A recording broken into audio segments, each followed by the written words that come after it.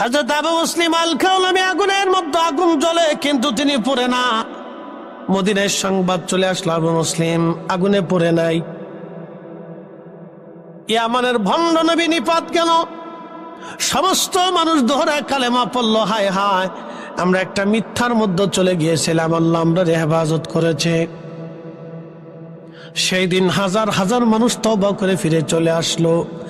সেই দিন যদি আবু মুসলিম আল খাওলামি আগুনের মধ্যে পুড়ে যাইতেন তাহলে আজ হয়তো ইসলাম আমরা ইয়ামানে এমন হতো না। মুসলমান, ইয়ামানের ইসলাম হয়তো ভিন্ন দিকেও চলে যেতে পারত, কিন্তু আমার রব আমার আল্লাহ তাদেরকে হেফাজত করেছিলেন। আবু মুসলিম মদিনায় আসলেন, হযরত ওমর থেকে জড়িয়ে ধরে হালান সাহালান দিয়ে চুমা খেতে লাগলেন আর বললেন, আবু মুসলিম এই উম্মতের ইব্রাহিমের মতো, এই উম্মতের ইব্রাহিম, আবু মুসলিম এই উম্মতের ইব্রাহিম। হ্যাঁ, সিলেটবাসী খুব মনোযোগ দেবেন। যুগে যুগে ইসলাম চ্যালেঞ্জের সম্মুখীন হয়েছে, আর আমার রব মুসলিমদেরকে চ্যালেঞ্জ থেকে উত্তীর্ণ করেছেন। সবাই বলে আমার ধর্ম মিথ্যা, আমার ধর্ম হক, বাকি ধর্মগুলি মিথ্যা। আমাদেরকে ইসলাম শিখিয়ে দিল হাতে নাতে হাতে কলমে প্রমাণ দিয়ে। আল্লাহ সাবমিট করে দিল, দেখো আমারটা সত্য, বাকি সব ধর্মগুলি মিথ্যা। এই কোরআন আল্লাহর ঐশী কালাম, আল্লাহর জবান নিঃসৃত কালাম, দুনিয়ার কোনো ব্যক্তি কোনো মানব রচিত কালাম না, এটা সরাসরি আমার রব আমার নবীর কালবে পাঠিয়েছেন। একসাথে বলবেন আল্লাহু আকবার। আল্লাহ, আরো জোরে। আমি একটা সূত্র আপনাদেরকে দিতেছি। এই কোরআন কার কালাম? কে বলেছে? কি করে জানেন এটা আল্লাহর কালাম? বলেন। এই যে একজন উত্তর দিছে, আল্লাহ রসুল বলছেন এটা আল্লাহর কালাম, এই জন্য আমরা জানি এটা আল্লাহর কালাম। সূত্র সহজ, একেবারে পানির মতো পরিষ্কার। আপনি কি করে জানেন এটা আল্লাহর কালাম? প্রমাণ দেন। আপনি কি করে জানেন এটা আল্লাহর কালাম? আপনি প্রমাণ দেন। আমাদের প্রমাণ, আমাদের রাসূল বলেছেন আলিফ লাম মিম আল্লাহর কালাম, আমরা বিশ্বাস করছি আল্লাহর কালাম। কথা ঠিক কিনা? আমার রাসূল বলেছেন যালিকাল কিতাবু লা রাইবা ফীহি হুদাল লিল মুত্তাকিন, এটা আল্লাহর কালাম। সাহাবায়ে কেরাম বলেছেন লা শাক্কা লা রাইবা, এটা আল্লাহর কালাম। আমার রাসূল বলেছেন বুনিয়াল ইসলাম আলা খামসিন শাহাদাতি আল্লাহ ইলাহা ইল্লাল্লাহ ওয়া আশহাদু আন্না মুহাম্মাদান আবদুহু ওয়া রাসূলুহু ওয়া ইকামিস সালাহ ওয়া ইতাইজ যাকাত ওয়াল হজ্জ ওয়া সাওমি রমাদান, এটা আমি রাসূলের কালাম। সব সাহাবীরা কয় এটা আপনার কালাম। আবার রাসূল আল্লাহর নবী বললেন, আল্লাহ কোরআনে বলছেন তোমরা আকিমুস সালাতা ওয়া আতুজ যাকাত, এটা আল্লাহর কালাম। তোমরা সালাত প্রতিষ্ঠিত করো, যাকাত দাও, এটা আল্লাহর কালাম। সাহাবায়ে কেরাম কয় এটা আল্লাহর কালাম। এর সাথে বলবেন না মারহাবা। রাসূল যেটা বলছে এটা আমার কালাম, সাহাবীরা কয় এটা আপনার কালাম। রাসূল বলছেন এটা আল্লাহর কালাম, সাহাবীরা কয় এটা আল্লাহর কালাম। বুঝতে পারছেন? এই জন্যই কোরআন আল্লাহ জানিয়ে দিলেন আতিউল্লাহ, আল্লাহর ইত্তেবা করো, ওয়া আতিউর রাসূল, আমার রাসূলের ইত্তেবা করো। এই কোরআনেই আল্লাহ আবার বলে দিলেন মাইয়াতির রাসূলা ফাকাদ আতা আল্লাহ, আমার নবীর ইত্তেবা হইলেই আমি আল্লাহর ইত্তেবা হয়ে যাবে। একসাথে বলবেন আল্লাহু আকবার। নবী মানো। এই জন্য আমরা সুন্নিরা বিশ্বাস করি নবী পাইলে আল্লাহ পাওয়া হয়, নবী মানলে আল্লাহ মানা হয়, রসুলকে খুশি করলে আল্লাহ খুশি করা হয়। আমরা সুন্নিদের ধারণা বিশ্বাস হচ্ছে রসুলকে খুশি করতে বলে আল্লাহকে খুশি করা হয়, নবী পাইলে আল্লাহ পাওয়া হয়ে যায়। এই জন্য আমরা আকাবির যারা ছিলেন তারা সারা জীবন রসুলের গোলামি করে গেছেন। এই জন্য আল্লামা ইকবাল রহিমাহুল্লাহ জবাবে শিকওয়াতে লিখে দিয়েছেন, কে ওয়াফা তুনে মোহাম্মদ সে तू हम तेरे है ये जाच जी किया लहो कदम तेरे है।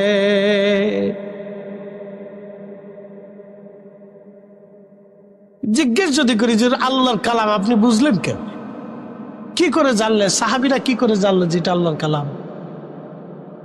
সাহাবীরা জানছে যে রাসূল বলছেন এটা কালাম, এটা কালাম। নবী আবার হাদিস বলছেন যে এটা আমি বলছি, সাহাবীরা কয় এটা আপনি বলছেন। আবার রসুল বলছেন যে এটা আল্লাহ বলছেন, সাহাবীরা কহে এটা আল্লাহ বলছেন। একসাথে বলবেন আল্লাহু আকবার, আরো জোরে বলেন। তাহলে সাহাবীদের পরিপূর্ণ বিশ্বাস ছিল রসুলের উপরে। কথা ঠিক আছে কিনা? রসুল দিয়ে তারা আল্লাহকে বিশ্বাস করছে যে আল্লাহ আছে। এর আগে পৃথিবীতে ওই সময়ে কেউ জানতো না যে আল্লাহ আছে।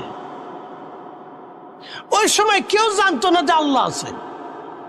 খ্রিস্টান জানতো আল্লাহ আছে, কিন্তু আল্লাহ ছেলে আছে, আল্লাহর বউ আছে।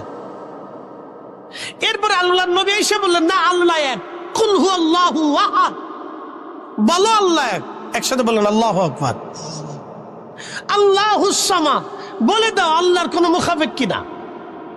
লাম ইয়ালিদ ওয়া লাম ইউলাদ, তিনি জন্ম নেন না, জন্ম দেন না।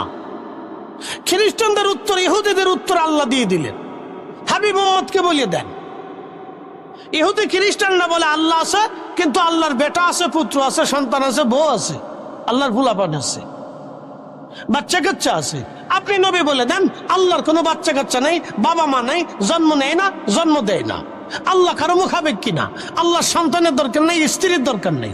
আল্লাহর কাম, ক্রোধ, লোভ, মোহ, হিংসা, কামনা, বাসনা সব নেগেটিভ থেকে আল্লাহ মুক্ত। সব পাপ, পঙ্কিলতা, পোষা গান্দা, আন্দা পোশাক থেকে আল্লাহ মুক্ত।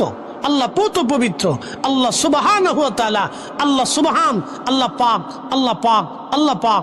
একসাথে বলেন আল্লাহু আকবার। আল্লাহ শুরু নাই, শেষ নাই, দৈর্ঘ্য নাই, প্রস্থ নাই, ব্যাস নাই, ব্যাসার্ধ নাই, ওজন নাই, জায়গা নাই, দখল নাই, কিচ্ছু নেই। আল্লাহর অতীত নেই, বর্তমান, ভবিষ্যৎ কিছু নেই। কাল থেকে, আধার থেকে, আলো থেকে, সব কিছু থেকে আল্লাহ মুক্ত। উনি আল্লাহ। এই কথাগুলো আমরা বলিনি, আল্লাহ রসুল শিখেছে, আমরা বলতেছি। কোথায় পাইতেন? রসুল বলে দিয়ে গেছেন, তাই আমরা পাইছি। নবী না বললে আমরা পেতাম না। এই জন্য আল্লাহ বলছেন, হাবিব উম্মতকে বলেন আপনাকে মানলে আমি আল্লাহ মানা হবে। একসাথে বলবেন আল্লাহু আকবার। এই জন্য ওই রসুলের শানকে কেউ যদি ছোট করে, তাহলে বুঝবেন তার আখিরাত ধ্বংস, তার কিচ্ছু নেই। ওই নবীর শানকে কেউ যদি ছোট করে, তাহলে বুঝবেন তার আখিরাত ধ্বংস, তার আর কিচ্ছু নেই, শেষ। সে আন্দা গান্দা পাসা, তার জীবনে কিছু নেই। আপনাকে সহজ ভাষায় সাবলীল ভাবে যুক্তি তর্ক দিয়ে বোঝাইলাম। প্রিয় উপস্থিতি হাজিরিন, রব্বুল আলামিন আমাদেরকে সৃষ্টি করলেন। আল্লাহ সৃষ্টির নিপুণ বৈচিত্র্যময় বিষয়গুলি যদি আপনি লক্ষ্য করেন, আরো আশ্চর্য হবেন। আল্লাহ নবী বললেন, হ্যাঁ আমার উম্মত তোমরা শোনো, মায়ের রেহেমে যখন আল্লাহ রব্বুল আলামিন 7 জনের নিরাপদাধারে পানিটাকে জমা করেন, পৃথিবীর বহু নারী মা হতে চাইলেও মা হতে পারে না, কারণ আমার আল্লাহ তাকে মা হতে দেয় না। বহু নারী কোটি কোটি টাকার মালিক, বহু চিকিৎসা, পৃথিবীর সবচেয়ে বড় বড় ডক্টর দেখিয়েছে, কিন্তু কাজ হয় না। পৃথিবীর কোন ডক্টর সন্তান দিতে পারে না। সন্তান দেওয়ার মালিক আমার আল্লাহ, আল্লাহ, আল্লাহ, আল্লাহ, আল্লাহ। একসাথে জোরে বলেন মারহাবা। কে দেয়? একসাথে বলেন কে দেয়? কে দেয়? আল্লাহ দিয়ে দেয়, আমরা পারি না।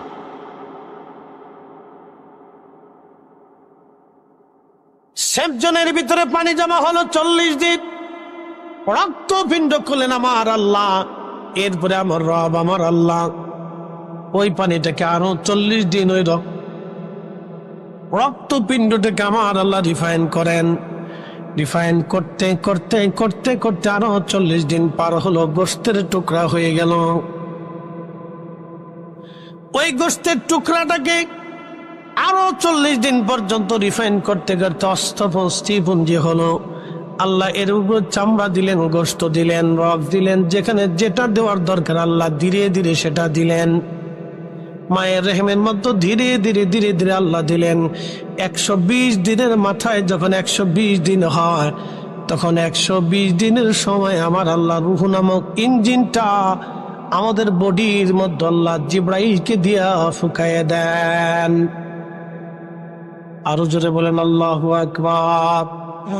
আল্লাহ তার ফেরেশতা দিয়ে আমাদের এই বডির ভিতরে আল্লাহ রূহ নামক ইঞ্জিনটা দিয়ে দেন। এই জন্য বডির সাথে আল্লাহর কোনো বক্তব্য নাই, বডির সাথে আল্লাহর কোনো হিসাব কিতাব নাই। আল্লাহ হিসাব নিবে রুহের সাথে। এই জন্য আল্লাহ ডাক দানিয়া আজ্ঞাতুহান নাফসুল মুতমাইন্না তুরজিই ইলা ইলা রাব্বিকা রাদিয়াতান মারদিয়া। হে নফসে মুতমাইন্না, প্রশান্ত আত্মা, তুমি আমি আল্লাহর হুকুম মেনে মেনে চলছো। আমার কোরআনের হালালকে হালাল মেনেছ, কোরআনের হারামকে হারাম মেনেছ, কোরআনের আইনকে নিজের জীবনে আইন মেনেছ, আমার রসুলের সুন্নাহ আদর্শকে নিজের জীবনে বাস্তবায়ন করেছ। হে নফসে মুতমাইন্না, আসো, প্রশান্ত আত্মা, আমি তোমার উপরে খুশি। ইরজিই, ফিরে আসো তুমি। আল্লাহু আকবার। কি করো? তুমি ফিরে চলে আসো। ইরজিই, আসো। ইলা রাব্বিকা রাদিয়াতাম মারদিয়া, আমি খুশি, আমি তোমারে দুনিয়াতে পাঠাইছিলাম, তুমি আমার আইনগুলি মানছো, আসো আসো, তুমি চলে আসো। তখন এই দেখবেন আল্লাহর পেয়ারা মেহবুব বান্দারা, বুজুর্গরা যখন ইন্তেকাল করে, তখন সে নিজেও বুঝতে পারে না কখন মারা যাচ্ছে। মায়ের কোলে মা যেমন বাচ্চাকে দুলিয়ে দুলিয়ে আমাদেরকে ঘুম পাড়িয়েছে, ঠিক ওই রকম আপনি ঘুমিয়ে পড়বেন, আর কপাল থেকে তখন ঘাম আসতে থাকবে। বুজুর্গ ইন্তেকালের পরে তার নিদর্শন দেখবেন, কপাল থেকে ঘাম আসতে থাকবে। বুঝে যাওয়াটা জরুরি। আল্লাহর বডির সাথে কোনো বক্তব্য নেই, এই বডির সাথে স্ট্রাকচারের সাথে এতে কোনো বক্তব্য আল্লাহ। আল্লাহর বক্তব্য হচ্ছে ইঞ্জিনের সাথে। তোমাকে পাঠিয়েছিলাম,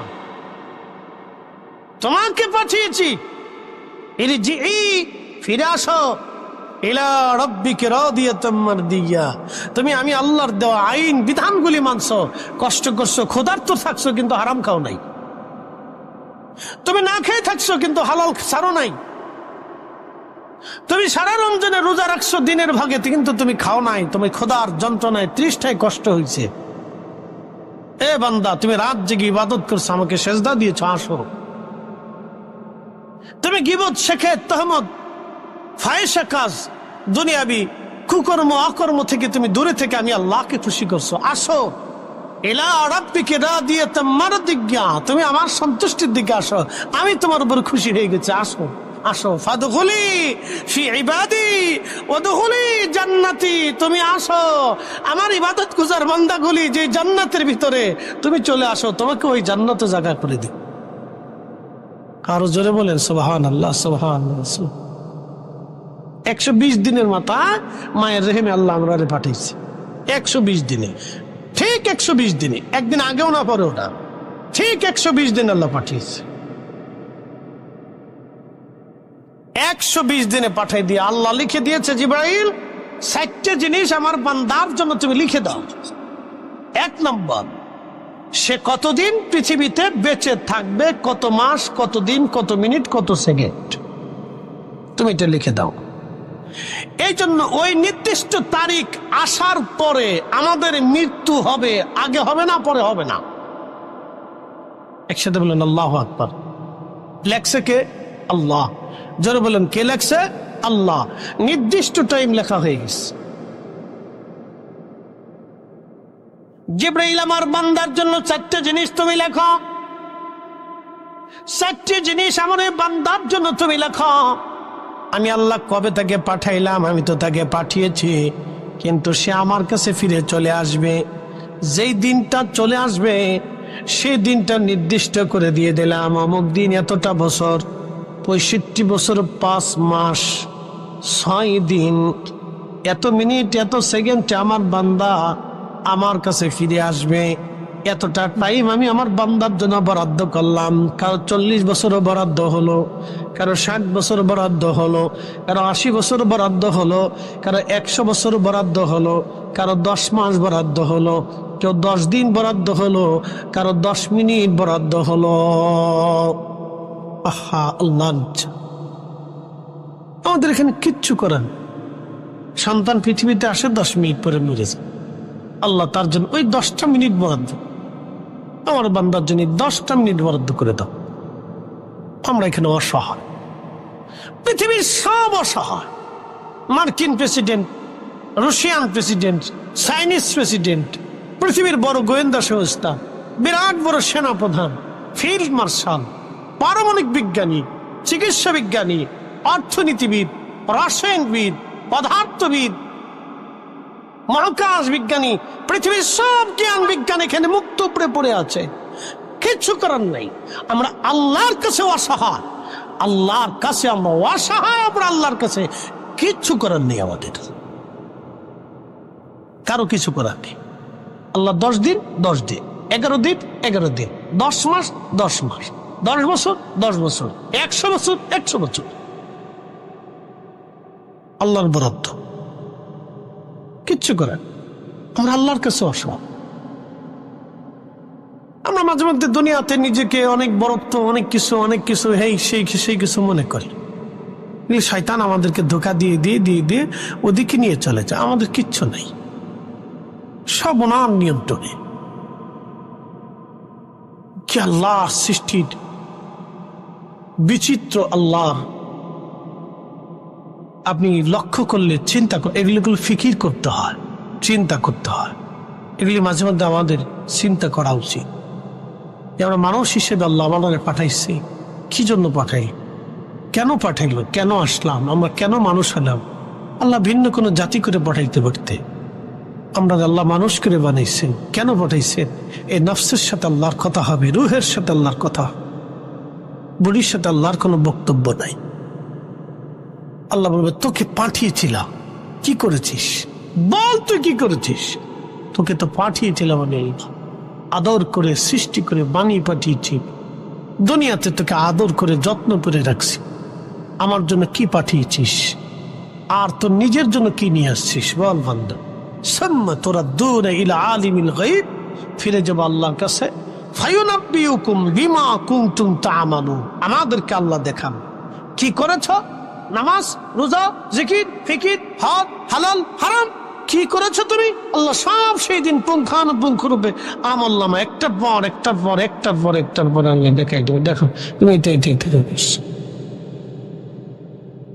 সনাতনীরা বিশ্বাস হলো আবার আসিব ফিরে ধানসিঁড়ির চিত্রে নবান্নে বাংলায়, হয়তো শালিকের বেশে, না হয় কাউয়ের বেশে, না কুত্তার বেশে, না বিড়ালের বেশে।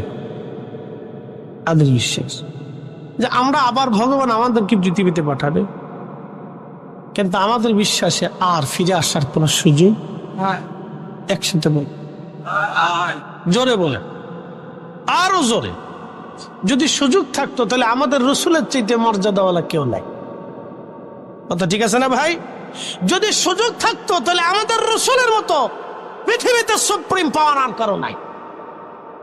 পৃথিবীতে যদি আল্লাহ কাউকে সর্বোচ্চ সুপ্রিম পাওয়ার দিয়ে থাকে, তিনি আমাদের রসুল।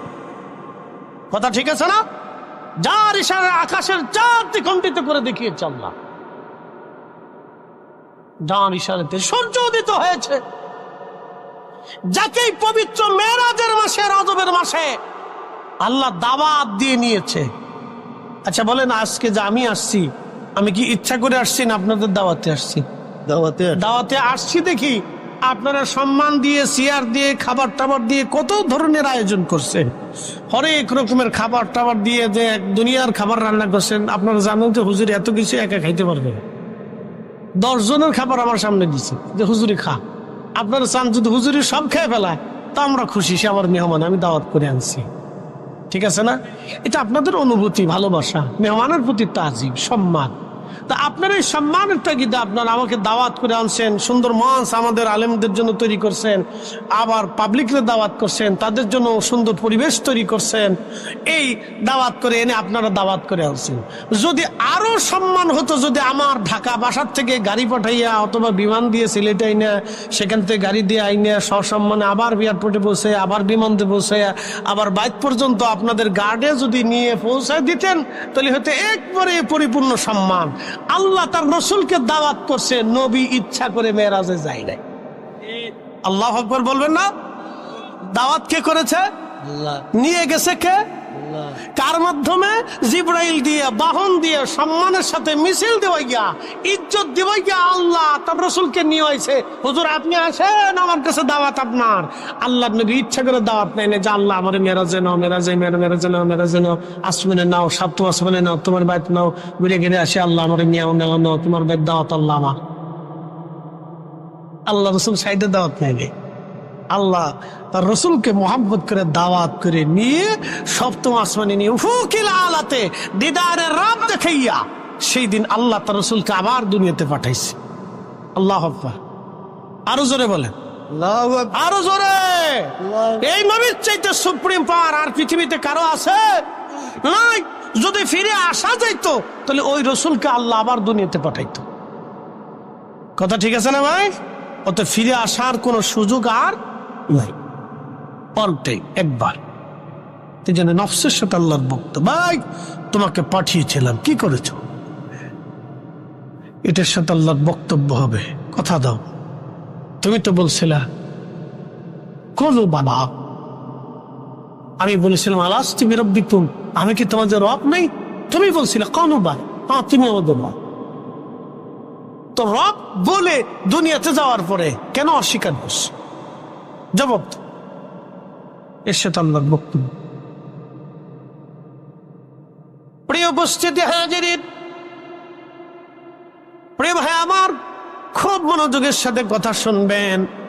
আল্লাহ রাব্বুল আলামিন লিখে দেন, হে বান্দা, কি পরিমাণে সে রিজিক অন্বেষণ করবে, রিজিক খাবে। আমার বান্দার জন্য তুমি লিখে দাও কয়টা ভাতের দানা, কয়টা মাছ, কয়টা গোশতের, কতটুকুন তরকারি, কতটুকুন খাবার আমার বান্দা খাবে তুমি লিখে দাও। আপনার ব্যাংকে হাজার হাজার কোটি টাকা থাকবে, কিন্তু আপনি খেতে পারবেন না, কারণ আল্লাহর বাজেটে খাবার নাই। এই জন্য যারা সরকারি টাকা চুরি করে বিদেশে বাড়ি বানায়, এদের মতো বলদ পৃথিবীতে আর একটাও নাই। কি কথা কন না কেন?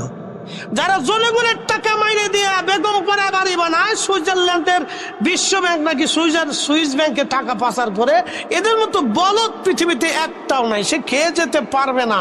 আল্লাহ যা খাইতে যতটুকুন লিখেছে ততটুকুনি খেতে পারবে, এর বেশি খেতে পারবে না।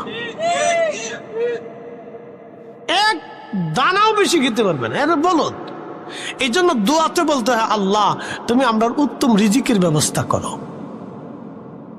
কোটি কোটি টাকা থাকলে সে খেতে পারেন, আল্লাহর বরাদ্দ থাকা লাগে। এই জন্য আল্লাহর কাছ থেকে চাই নিতে, আল্লাহ উত্তম রিজিক দাও, দুনিয়াতে দাও, আখিরাতে দাও।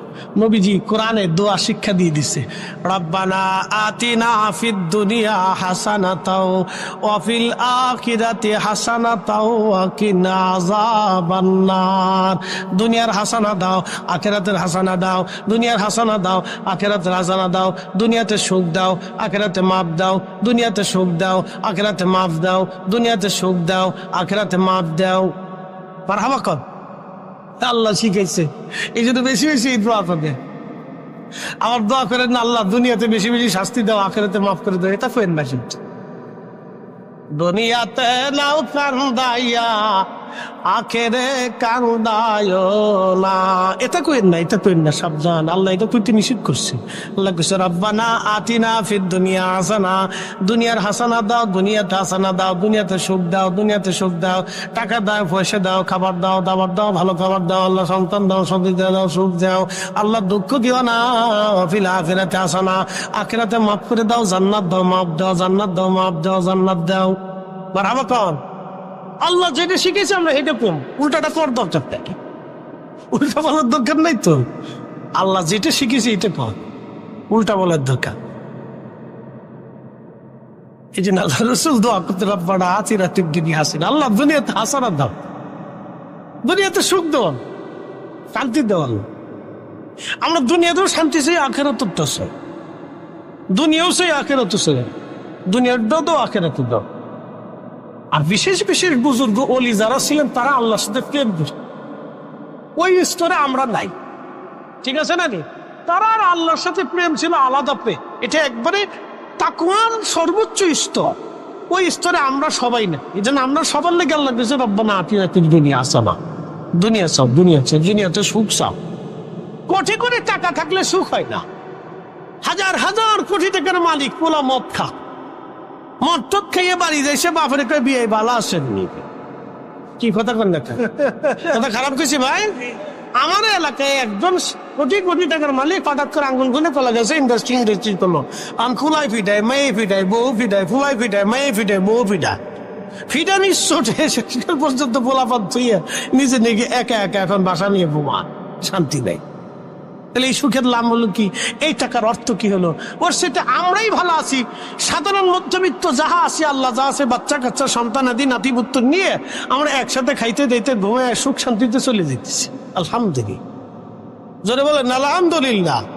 সুখ কার হাতে? আল্লাহর হাতে। আল্লাহ বলে দেয়, বান্দা জিবরাইল তুমি আমার এই বান্দার জন্য লিখে দাও সে কি পরিমাণে ইজ্জতওয়ালা হবে। 3 নম্বর। 4র্থ নম্বর, লিখে দাও সে জান্নাতি নাকি জাহান্নামী। এই দৃশ্যটা তো সবচেয়ে কঠিন। আল্লাহ রাসূল বলতেন, এ আমার উম্মতের জন্য দোয়া করো, রব্বানা লা তুজিগ কুলুবানা বা'দা ইয হাদাইতানা ওয়া হাব লানা মিন লাদুনকা রাহমাতান ইন্নাকা আনতাল ওয়াহ্হাব। আল্লাহ, আমরা তুমি হেদায়েতের রাস্তা দেখাইয়া গোমরা বানাই দিও না আল্লাহ। আল্লাহ, আমরা ঈমান দিছো, এই ঈমানের হালতে নিয়ে যাও আল্লাহ। আমরা তোমরা ইয়াকিন দিছো, ইয়াকিনের হালতে নিয়ে যাও আল্লাহ। কত মানুষ আছে মুসলমান হওয়ার পরে কাফের হয়ে যায়, কতজন আমল আখলাক সুন্দর থাকার পরে শেষ জীবনে বেঈমান হয়ে কবরে চলে যায়। আল্লাহ, তোমরা আমরা তুমি ঈমান বানাই দিও আল্লাহ। ربنا لا تزغ قلوبنا بعد إذ هديتنا وهب لنا من لدنك رحمة إنك أنت الوهاب।